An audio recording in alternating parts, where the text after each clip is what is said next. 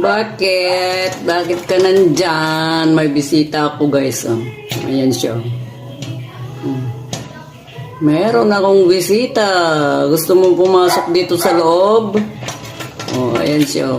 Ganyan yung mga ibon dito guys, kahit dun sa taas. Kala mo nangangatok sila eh.